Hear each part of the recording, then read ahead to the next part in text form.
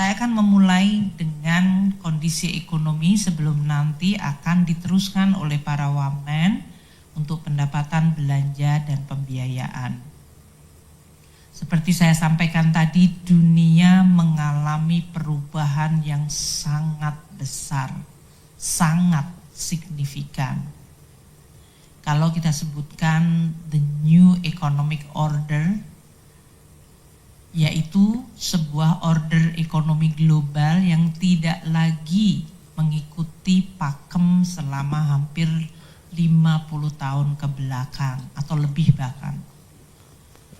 Di mana di dalam era 60 atau 50 tahun ke belakang, globalisasi dan global rule base itu menjadi sandaran atau menjadi fondasi kita berinteraksi dan berrelasi berhubungan antar negara. Ini karena sesudah Perang Dunia Kedua, masa-masa di mana kemudian semua negara bersepakat, yuk kita bikin sebuah global order yang berdasarkan sebuah rule base, itu dari mulai United Nations, kemudian memunculkan WTO, IMF World Bank, dan kemudian berbagai kesepakatan antar negara dari sisi perdagangan investasi, yang semuanya tujuannya adalah agar hubungan antar negara berdasarkan suatu aturan dan kepastian, tidak didasarkan pada aksi sepihak. Oleh karena itu muncullah kemudian lembaga-lembaga multilateral yang tujuannya untuk mempromot atau menjaga, mempromosikan dan menjaga hubungan antar negara yang berdasarkan rule atau aturan yang disepakati. Semenjak munculnya sekarang ini Presiden Trump di versi yang kedua 2.0, unilateralism atau aksi sepihak dari suatu negara yang kebetulan merupakan negara terbesar dan terkuat di dunia menjadi dominan. Ini menjadi the rule of the game. Jadi yang tadinya rule based multilateral sekarang adalah tergantung dari unilateral dari negara, dan kalau negara ini karena kuat dan dominan, dia bisa mengatur aturan sesuai dengan kehendak dan kepentingan dari negara tersebut. Kebetulan ini adalah negara terbesar, Amerika Serikat, yang selama ini Amerika adalah promotor dan pendukung dari berbagai multilateralism. Sekarang Amerika meninggalkan multilateralism menjadi unilateral approach. Pertemuan G20 yang terakhir di Afrika Selatan di antara menteri-menteri keuangan yang dihadiri oleh Pak Wamen Tommy, nanti mungkin juga bisa dijelaskan, menggambarkan situasi tersebut. Ketidakhadiran banyak negara, kebetulan menteri-menterinya, karena kita sedang cukup banyak perhatian di dalam negeri, namun berbagai negara banyak yang bahkan tidak menghadiri G20. Bandingkan dengan suasana waktu kita menjadi presidensi G20, bahkan terjadinya perang Ukraina, kita tetap mampu menghadirkan seluruh anggota G20 bahkan pada level head of state. So perubahan begitu besar dari tahun 2022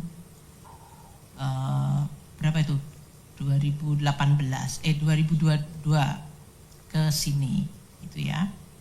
Suatu perubahan hanya dalam waktu kurun 3 tahun telah mengubah sebuah orde dunia. Ini tentu memberikan implikasi sangat besar, sangat fundamental. Dan oleh karena itu Presiden Prabowo selalu mengingatkan kita harus menyiapkan diri, menguatkan diri. Karena dunia memang tidak dalam situasi yang biasanya kita kenal. Menjadi sangat unilateralis dan harus mampu kita jaga kedaulatan dan kepentingan Indonesia. Muncul blok-blok baru di luar yang biasanya tradisional. Kita lihat Amerika Serikat yang tadi saya sorot ya, bagaimana Amerika yang selama ini menjadi promotor untuk North American Free Trade Agreement, kesepakatan 3 negara, Kanada, Amerika, Meksiko, untuk sama-sama membuat NAFTA sehingga hubungan trade dan investment itu bisa berjalan hampir tanpa halangan. Di dalam era Presiden Trump yang kedua ini dilakukan seluruhnya menjadi totally tidak berlaku. Secara unilateral, sepihak, Amerika kemudian menyampaikan mengimpos tarif. Kalau NAFTA itu namanya free trade, itu biasanya tarif mendekati 0 atau bahkan 0%. Yang terjadi sekarang, tiba-tiba Trump menerapkan kepada negara tetangganya yang sebetulnya selama ini bergabung dalam sebuah blok free trade, yaitu North Africa Free Trade Agreement NAFTA. Tiba-tiba tetangga sebelahnya dikenakan tarif. Kanada 10% untuk energi, 25% untuk komoditas lainnya. Meksiko 25% across the board. RRT 10% ini on top of yang selama ini RRT sudah terkena dari semenjak Trump 1.0, Biden, dan Trump 2.0. Jadi waktu Trump 1.0 dan Biden, RRT itu sudah dikenakan tarif dan belum turun, sekarang ditambahkan 10%. Diumumkan pada 1 Februari 2025 untuk pengenaan tarif tersebut. Reaksinya sungguh luar biasa. Jadi kalau teman-teman wartawan masih sedikit mau ngecek ke Google situasi awal itu, disruption dari terjadinya keputusan ini terhadap global sentiment luar biasa negatif. Sehingga Presiden Trump tanggal 3 Februari 2 hari kemudian mengatakan oke, karena reaksinya begitu negatif saya tunda 1 bulan. Waktu itu kemudian terjadi, lega, mungkin kita bisa work out. Pada tanggal 4 Februari RRT karena tidak mendapatkan penundaan, jadi yang ditunda hanya tarif untuk Meksiko dan Kanada, dan itu pun hanya untuk 1 bulan. Tanggal 4 Februari RRT yang sudah dikenakan tarif mulai 1 Februari melakukan retaliasi, balasan, dengan menerapkan tarif 15% untuk import coal dan LNG dari Amerika Serikat dan penerapan 10% dari import crude, mesin pertanian, kendaraan, dan truk dari Amerika Serikat. Perang dagang terjadi. Kalau kita biasanya mengenal perang militer, ini perang dagang terjadi. Satu negara secara unilateral melakukan tarif untuk men-charge lebih tinggi, negara lain melakukan retaliasi. Jadi medan perangnya ada di perekonomian. Kemudian ini belum selesai, tanggal 10 Februari Presiden Trump menerapkan tarif lagi untuk spesifik besi, baja, dan aluminium. Tarifnya 25%. Any besi, baja, aluminium dari negara manapun masuk Amerika kena tarif 25%. Dan karena ini menimbulkan reaksi negatif, negara lain juga akan melakukan retaliasi. Tanggal 13 Februari Presiden Trump mengumumkan kalau terjadi retaliasi akan dilakukan reciprocal, dibales lagi. Jadi ini adalah sebuah language, bahasa yang mengatakan tidak ada perdamaian di sini. Melakukan tarif, kalau kamu balas maka akan reciprocal lagi. Tanggal 4 Maret, yaitu 1 bulan sesudah penundaan tarif dari Meksiko dan Kanada, yang tadinya diperkirakan atau dipikir Presiden Trump akan melunak terhadap Kanada dan Meksiko, ternyata tidak. sehingga tarif 25% untuk Kanada dan Meksiko diberlakukan. Dan untuk RRT karena sudah melakukan retaliasi tanggal 4 Februari dengan menerapkan tarif 15%, maka sesuai dengan tarif reciprocal yang dilakukan oleh Amerika Serikat yang diumumkan 13 Februari, maka RRT yang sudah dibales lagi dengan menambahkan lagi tarifnya 10% untuk komoditas dari Tiongkok. Kemudian Kanada tanggal 4 Maret kena tarif, maka pada hari yang sama Perdana Menteri Justin Trudeau yang waktu itu belum resign mengumumkan retaliasi, dibales dengan menerapkan 25% tarif untuk berbagai produk impor dari Amerika Serikat. Dan ini tentu menimbulkan ancaman terhadap berbagai kemungkinan, dari mulai resesi bahkan inflasi, bisa terjadi stagflasi, ekonominya melemah tapi harga tinggi karena tarif. Di tanggal 10 Maret sekali lagi untuk RRT dilakukan pelaksanaan tarif 10-15% untuk produk makanan dan pertanian, serta pembatasan ekspor dan investasi dari 25 perusahaan Amerika Serikat. RRT dalam hal ini membalas kembali, karena tadi diberikan tarif reciprocal, kemudian dinaikkan lagi tarifnya, RRT membalas lagi dengan menerapkan 10-15% untuk produk pertanian dan makanan, dan bahkan pembatasan ekspor untuk terutama mineral rare earth dan juga untuk investasi dari 25 perusahaan Amerika yang beroperasi di RRT. Tanggal 11 Maret akan diumumkan tambahan 25% tarif untuk aluminium baja dari Kanada. Ini untuk membalas tanggal 4 Maret. Jadi teman-teman wartawan melihat ya, yang ini yang disebut the war game adalah sekarang di bidang ekonomi. Trade yang tadinya berdasarkan rule base sekarang bisa secara sepihak diubah. Dan Presiden Donald Trump dalam hal ini memang mengincar negara-negara yang memiliki surplus terhadap Amerika atau Amerika defisit terhadap negara tersebut. Di sini yang di tengah ini adalah 20 negara yang mencatatkan surplus terhadap Amerika, artinya Amerika defisit terhadap negara ini. Indonesia ada di nomor 15. Kalau kita lihat Tiongkok, Meksiko, Kanada ini walaupun angkanya 73,7, ini lebih karena tidak hanya perdagangan tapi juga masalah imigrasi dan juga fentanyl, yaitu masuknya opioid yang telah mengancam kesehatan di Amerika Serikat. Nah, kita lihat jadi negara-negara yang punya surplus besar, makanya kita lihat Tiongkok sudah kena, Meksiko kena, Vietnam yang kemarin datang ke Indonesia, ini akan menjadi target yang cukup nyata.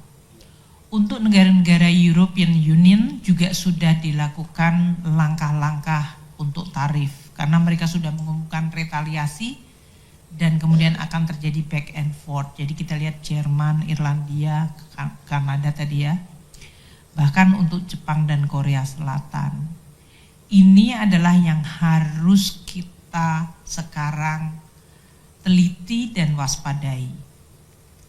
Kalau diberlakukan kebijakan tarif kepada semua negara surplus, Indonesia ada di dalam ranking 15. Dan ini akan berpotensi menciptakan tadi biaya dari supply chain sektor manufaktur dan terutama untuk sektor digital yang akan meningkat. Rantai pasoknya juga akan mengalami disrupsi, harga komoditas mengalami volatilitas, dan sentimen market akan terus-menerus terayun-ayun volatile seperti yang terjadi pada minggu-minggu atau 1 bulan terakhir. Ini menimbulkan semua negara sekarang berpikir peta dunia dari sisi ekonomi seperti apa. Keputusan mengenai investasi, relokasi, dan juga rekonfigurasi dari rantai pasok. Karena ternyata selama ini yang dianggap aman, bahkan kalau kita mengatakan friendshoring, itu sekarang tidak ada friend lagi. Gimana kurang friendnya Amerika dan Kanada itu? Jadi tadinya disebutkan, oh kalau kamu berteman kita aman. Ternyata definisi friends tidak ada lagi di dalam konteks hari ini.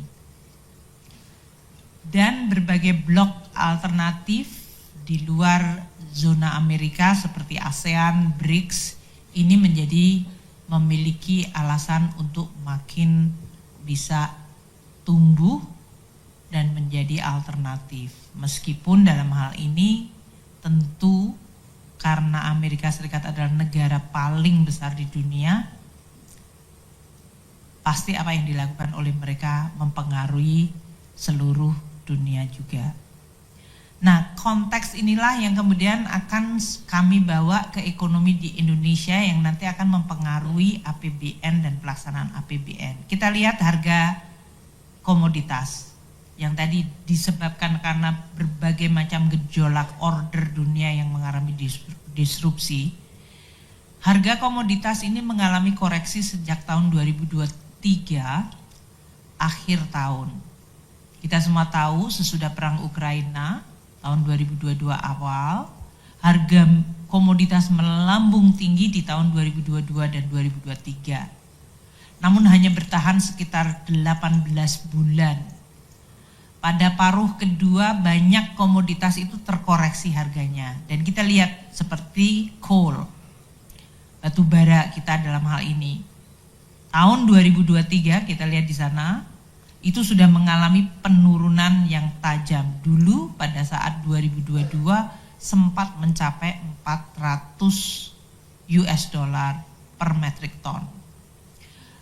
Respons atau koreksi yang terjadi semenjak 2023 cukup dalam, di level bahkan turunnya di bawah 200. Dan koreksi ini terus berlangsung sampai sekarang. Jadi kalau kita lihat year on year, harga coal yang sudah terkoreksi turun dari 2023. Year on year dibandingkan tahun 2024 yang sudah rendah, itu masih turun 12,6%. Kalau dari Januari ke Februari itu 16,5%. Jadi trennya masih menurun, kalau kita lihat itu kan masih ke bawah. Sekarang sudah mendekati di 100 US dollar per metric ton. Bayangkan 3 tahun yang lalu harganya 4 kali lipat. Kemudian minyak Brent. Kita juga lihat sesudah pernah melambung hampir mencapai 100 dolar di tahun 2022. 2023 juga mengalami kenaikan yang hampir mendekati 90 dolar per barel. Kemudian mengalami penurunan, saat ini ada di 69,3 dolar per barel. Year on year, harga hari ini yang 69,3 dolar per barel itu 5,9% di bawah tahun lalu. Jadi ini sudah terus masih mengalami penurunan. Year to date-nya Januari ke Februari juga turunnya 7,2%. Month to month Januari ke Februari mengalami 8,7%.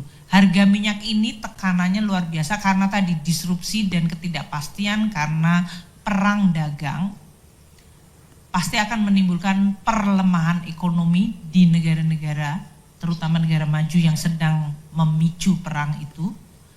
Dan ini berarti akan menyebabkan harga minyak mengalami tekanan. Kalau ada sedikit berita baik adalah harga CPO kita.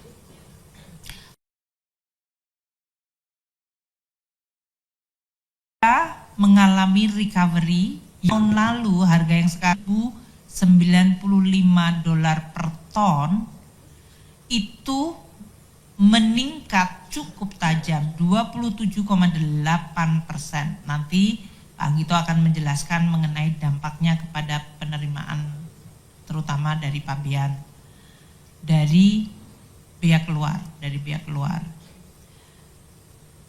Meskipun year to date-nya sedikit tipis, turun 0,5%, tapi year on year itu harga CPO yang sekarang mencapai di atas 1.000, itu adalah hal yang positif untuk perekonomian kita. Month to month pun masih naik 2,1%. Beras yang merupakan harga yang berkontribusi besar terhadap inflasi, volatile food, secara tahunan mengalami penurunan tajam 22%. Year to date-nya juga 2,5. Ini seiring dengan panen yang cukup banyak di Indonesia dan stok beras di Indonesia yang cukup bagus juga. Indonesia dalam posisi yang relatif bisa mengamankan, bahkan menjelang hari raya Lebaran kita tidak mendengar gejolak harga naik. Biasanya dulu kalau bulan-bulan Ramadan itu cerita tentang harga ayam naik, daging naik, dan kalau nggak salah ini hanya cabai yang naik sedikit.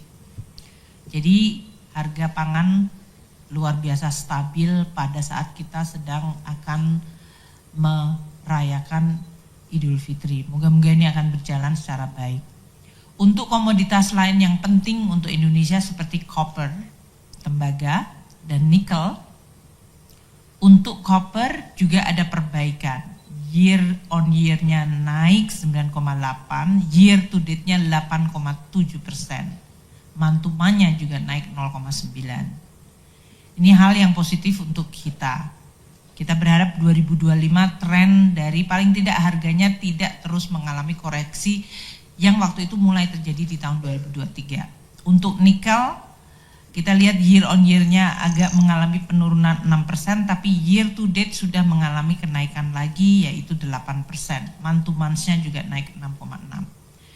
Jadi harga komoditas dalam hal ini beberapa yang sudah mengalami koreksi level rendah sejak 2023 akhir masih berlangsung sampai sekarang. Untuk beberapa harga pangan masih bervariasi.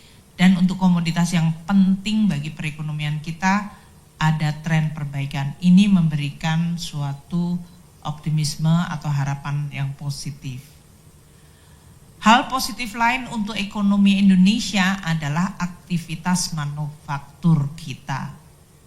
Dengan disrupsi yang luar biasa besar, hampir semua negara mengalami dampak aktivitas manufaktur tadi karena supply chain dan tarif yang terjadi, import dari berbagai raw materials pasti menimbulkan dampak pada kegiatan manufaktur di berbagai negara.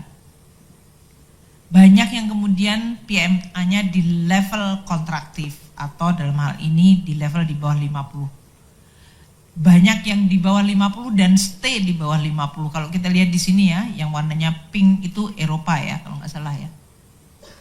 Itu yang paling bawah itu. Dari 2023 ekonomi Eropa sungguh sangat tidak baik-baik saja. Kalau kita lihat terutama yang negara besarnya Jerman, Prancis. Manufaktur activity di Eropa terus-menerus dalam kondisi kontraktif selama bahkan hampir 2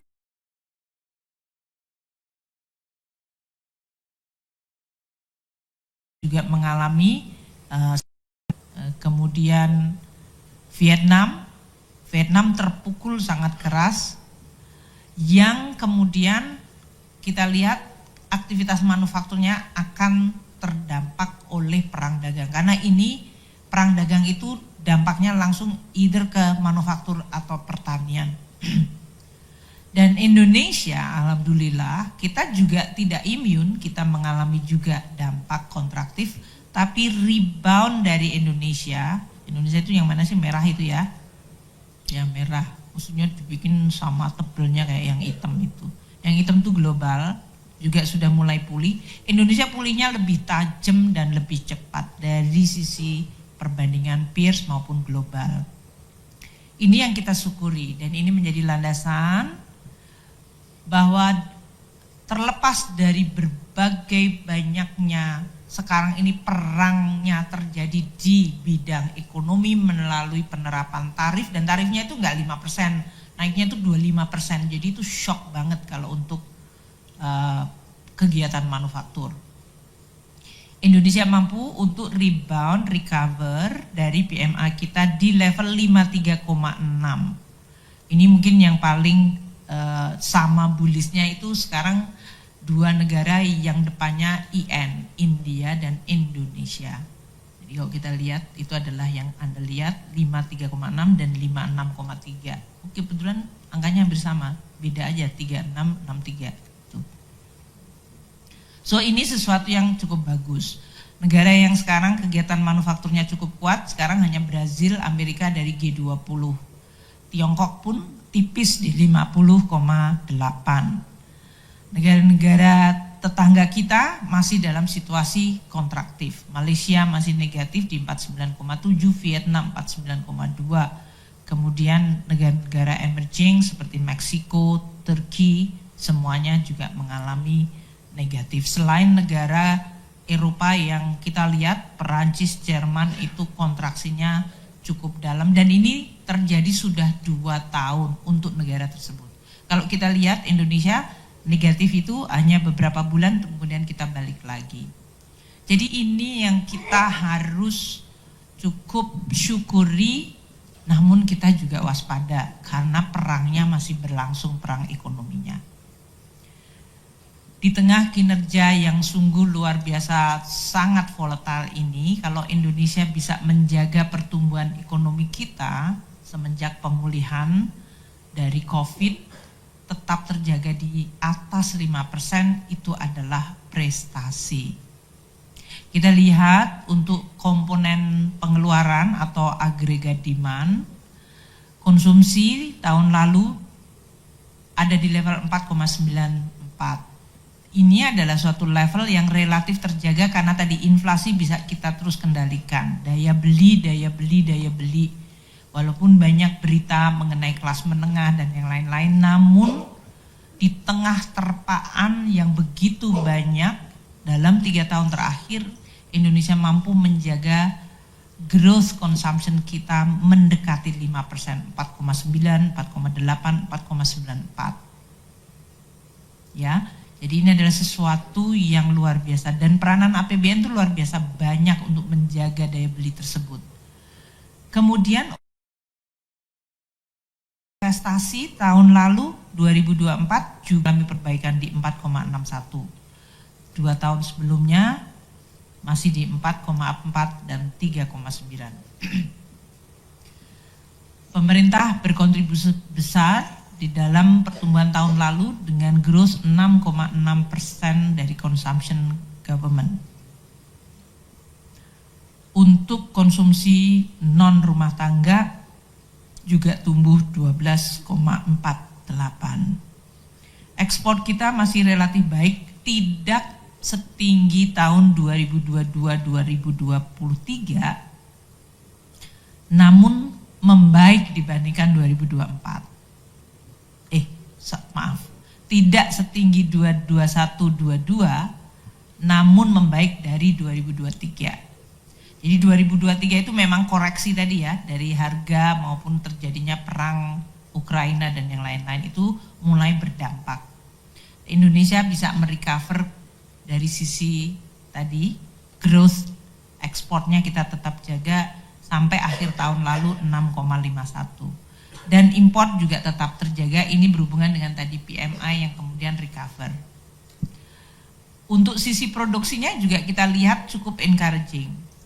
Manufaktur tetap terjaga, pertumbuhannya di atas 4% di 4,43, perdagangan juga terjaga di sekitar 5% di 4,86, dan pertanian kita masih agak sedikit tipis. Ini yang menjadi fokus dari Presiden Prabowo untuk ketahanan pangan dan pertanian ini. Makanya ini nanti yang perlu untuk performance dari sektor pertanian. Konstruksi kita cukup baik tahun lalu. Banyak kegiatan-kegiatan infrastruktur yang diakselerasi pada tahun 2024. Kita berharap ini akan terjaga dengan berbagai program seperti pembangunan rumah dan lain-lain. Pertambangan, despite tadi harga yang mengalami volatilitas bisa tumbuh 4,9. Transportasi juga masih bertahan cukup tinggi di 8,69%. Itu dibanding pada saat recovery after COVID itu juga cukup decent. Infocom tumbuh di 7,57. Untuk akomodasi makan dan minuman, yang ini merefleksikan agregat demand kita di dalam terutama konsumsi, tumbuhnya juga cukup menggembirakan 8,56%. Khusus real estate, pertumbuhannya juga pick up di 2,5 karena berbagai insentif yang kita berikan termasuk pembebasan pajak untuk pembelian rumah yang di bawah 1 miliar. Nah, ini yang menjadi alasan kita bahwa momentum ekonomi Indonesia tetap terjaga baik meskipun terjadi gejolak yang luar biasa di luar. Sektor manufaktur kita ini yang sering menjadi bahan berita. Mungkin bagus untuk dilihat. Pertumbuhan sektor manufaktur kita untuk industri makanan dan minuman, kalau kita lihat ya di sini, tumbuhnya 5,9, ini yang di tengah, yang blok.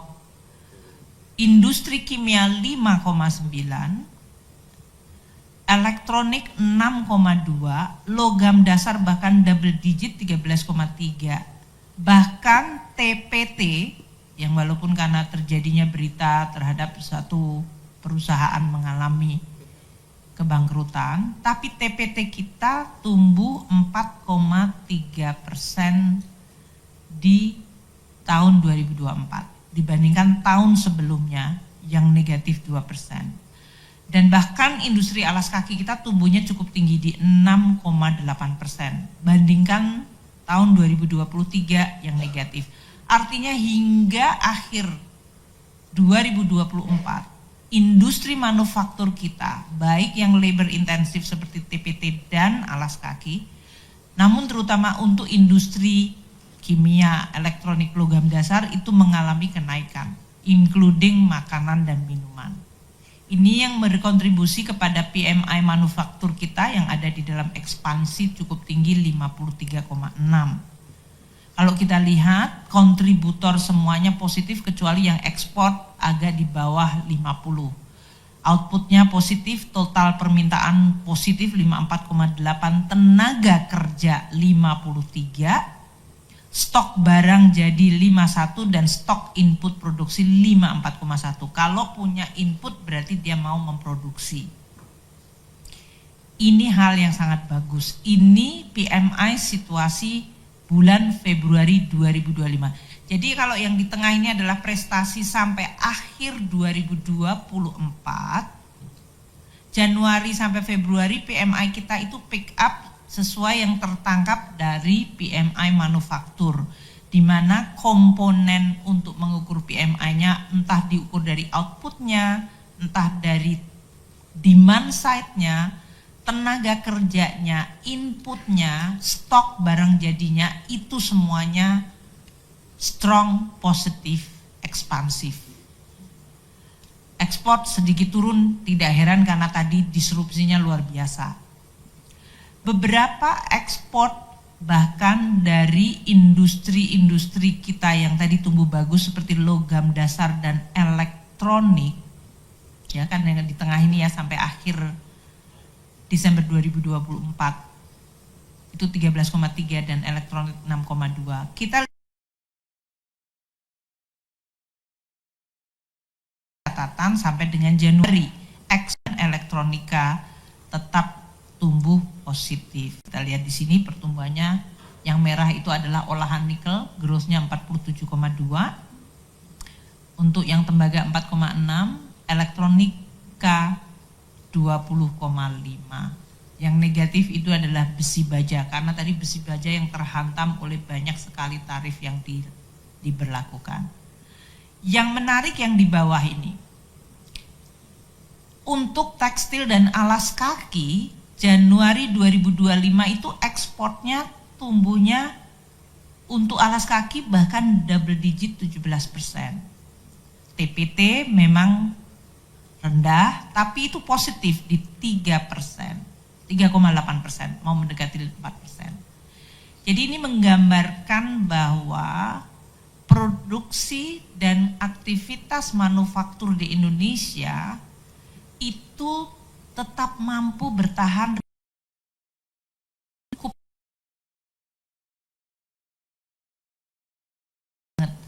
Dia bahkan bisa growing dari mulai logam dasar, elektronik, dan bahkan yang labor intensif seperti alas kaki. Ini landasan optimism kita yang harus terus kita jaga. Ini merupakan sesuatu yang positif, yang tentunya perlu untuk kita jaga bersama. Kita akhir tahun, jadi seluruh trade account jumlahkan seluruhnya 7,2 billion US dollar, miliar US dollar. Surplus neraca pembayaran penjumlahan dari dan current account sebesar 7,2 billion itu naik dibandingkan tahun 2023 yang waktu itu masih ada komoditas boom separuh tahun yang sebesar 6,3 miliar. Kalau persentase gross berapa tuh Pak? Surplusnya kita. Kemarin aku udah minta gross, 15%. Lupa itu yang bikin slide udah ngantuk tadi malam sampai jam 12. Jadi naik 15% surplus neraca pembayaran kita. Surplus untuk transaksi modal dan financial 16 triliun. Ini tahun 2024 yang kita sudah tutup. Nah, untuk Januari kita sudah lihat neraca perdagangan kita momentumnya masih terjaga baik. Kita lihat Januari 2025 kita mencapai 3,5 surplus ya. Tahun 2024 Januari surplusnya hanya 2,0. Itu naik 70% ya Pak ya. Coba kalau dipersenin. 1,5 dari 2 billion dari tahun lalu naik ke 3,5, naiknya 70% kira-kira. Benar ya? 75%. Jadi YoY kalau kita lihat surplus neraca perdagangan kita itu melonjak 75%. Surplus neraca perdagangan ini karena tadi konsisten dengan manufaktur kita yang ekspansif dan kebijakan-kebijakan yang akan makin diperkuat oleh Presiden Prabowo melalui hilirisasi yang akan terus berlanjut. Ini memposisikan Indonesia cukup dalam posisi yang baik, menguntungkan bahkan dalam situasi dunia yang begitu disruptif dan volatile. Nah tadi saya sampaikan aliran surplus neraca transaksi modal dan financial yang menyebabkan surat berharga negara kita itu masih atraktif, highly atraktif. Coba kita lihat ya, yield surat berharga negara kita dalam hal ini spreadnya 247 basis point dari US Treasury. Kalau kita lihat posisi 10 Maret dengan gejolak kedumbrangan itu, yield kita masih di bawah 7%, 6,9, dan spreadnya terhadap US Treasury hanya naik sedikit dari 247 ke 267, 20 basis point. Kalau dibandingkan banyak negara lain, sayangnya di sini teman-teman nggak memberikan, admin nanti nggak tahu di slide yang di belakang, nanti Pak Tommy akan menunjukkan. Ini adalah sesuatu, saya ingin tekankan sekali lagi, ini kita capai pada saat dunia itu bergejolak, dan gejolaknya itu nggak kecil, nggak kaleng-kaleng kalau pakai bahasa biasa itu. Jadi gejolaknya itu gede banget, namun kita masih bisa menjaga SBN kita, yieldnya bagus. Dan kalau Anda lihat di sebelah kanan, yang orange itu adalah capital inflow untuk SBN. Artinya dari mulai triwulan keempat tahun lalu sampai Maret tahun ini kita masih terus mendapatkan capital inflow. Artinya demand untuk obligasi surat berharga negara kita masih positif tinggi. Ini dalam situasi yang tadi dunia sedang di tengah perang dagang. Inflow di tahun 2024 untuk SBN itu 137,5 triliun total inflow 1 tahun. Sekarang sampai dengan Maret 22,43 untuk SBN. Untuk SRBI inflow tahun lalu 162 triliun, sampai dengan Maret inflow-nya 6,11. Sedangkan saham yang tahun lalu akumulatif inflow 16,5, Januari Maret mengalami outflow 23. Jadi yang mengalami tekanan adalah di saham. Nilai tukar kita juga sedikit mengalami dari depresiasi 1,48. Bahkan kalau dibandingkan ya dalam hal ini negara-negara seperti India tadi yang growth-nya tinggi dan kondisi perdagangannya bagus, India pun rupiah mengalami depresiasi 2%. Kita mungkin tidak membandingkan dengan Argentina yang tidak terlalu sehat ekonominya dan Turki. Tapi untuk Indonesia dan India meskipun kita sama-sama ekonominya growth-nya bagus, neraca pembayaran bagus pun masih mengalami koreksi terhadap nilai tukarnya.